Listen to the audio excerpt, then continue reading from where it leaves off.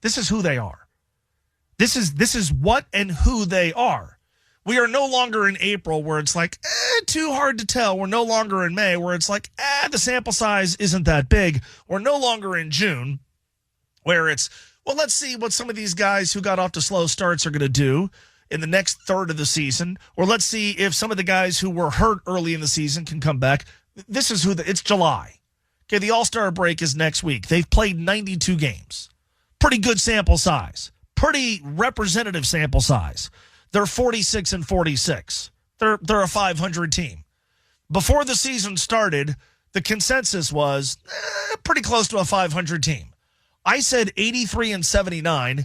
Nobody told me I was wrong. I couldn't find anybody who thought, 90 wins. Couldn't find anybody who thought 90 losses. Pretty much close to 500. They're exactly at 500, and that's been pretty much where they've been all year long. Maybe a game or two over, maybe a game or two under. Right now, through 96 games, exactly at 500. Before the season started, we thought, God, you know what? The Reds will have pretty decent starting pitching.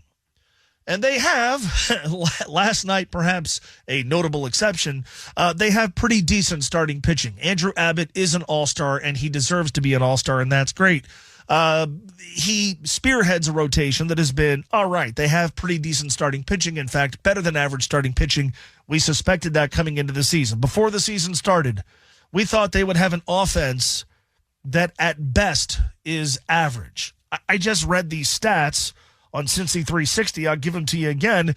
And you could find more advanced metrics to make an argument if you want that this offense is better than I would suggest.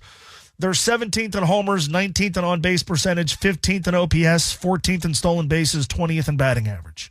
If you take away the 24-run output against the Orioles, that game where they won 24-2, they are 15th in runs per game. If you add in the 24, they are 10th in runs per game. They are the very definition of average offensively. That's not a huge surprise. That's what we suspected they were going to be before the season started.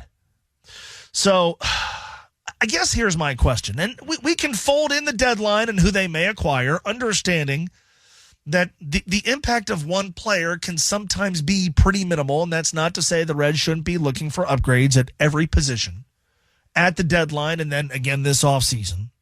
But if before the season started we thought this team was going to be okay, if before this season started we thought they were going to be roughly 500 with decent starting pitching and an okay offense, and they've played 92 games with decent starting pitching and an okay offense, and they have won as many as they have lost, why should anybody believe, why should any of us believe that over the final 70 games that things are going to be dramatically better?